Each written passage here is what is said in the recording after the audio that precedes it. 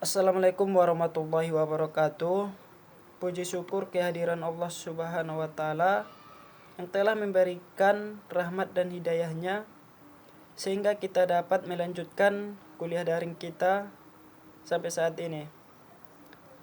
Seterusnya yang saya hormati Ibu dosen pengampung mata kuliah akuntansi keuangan. Seterusnya yaitu tujuan saya di sini untuk mempresentasikan hasil makalah dari kelompok 11 yang berjudul Pengertian Perusahaan Induk dan Anak, Laporan Keuangan.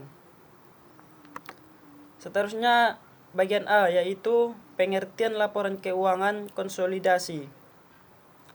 Laporan keuangan konsolidasi adalah laporan yang menyajikan posisi keuangan dan hasil operasi untuk induk perusahaan atau entitas pengendali dan satu anak perusahaan yaitu entitas yang dikendalikan, seakan-akan entitas-entitas individual tersebut merupakan satu entitas atau perusahaan, satu perusahaan. Seterusnya itu bagian B, tujuan laporan keuangan konsolidasi.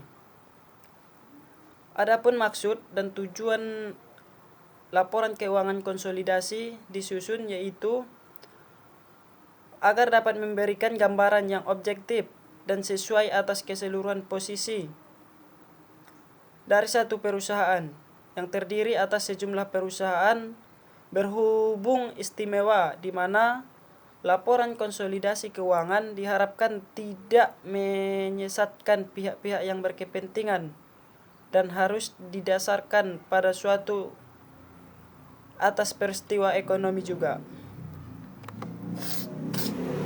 Seterusnya yaitu bagian C, manfaat laporan keuangan konsolidasi dan ciri perusahaan konsolidasi. Yang pertama yaitu untuk kepentingan jangka panjang, efek anak perusahaan terhadap induk. Yang kedua yaitu memberikan informasi terkini bagi manajemen induk perusahaan terhadap kinerja grup atau anak perusahaan. Yang ketiga yaitu kepentingan informasi pihak luar. Seterusnya yang terakhir atau yang keempat, rasio keuangan berdasarkan laporan keuangan konsolidasi terbentuk tidak mencerminkan kondisi entitas yang memberikan konsolidasi maupun induk perusahaan.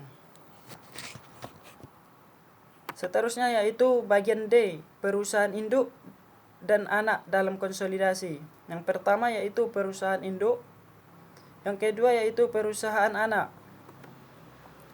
Selanjutnya yaitu bagian E, pelaksanaan penggabungan usaha melalui akuisisi saham.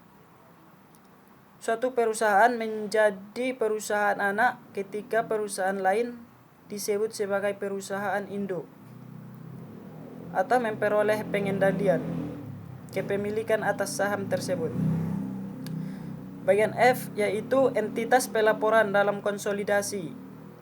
Ketika investasi pada saham berhak suara menimbulkan hubungan induk anak, entitas pembeli atau perusahaan induk, dan entitas yang diperoleh atau perusahaan anak tetap berfungsi sebagai entitas.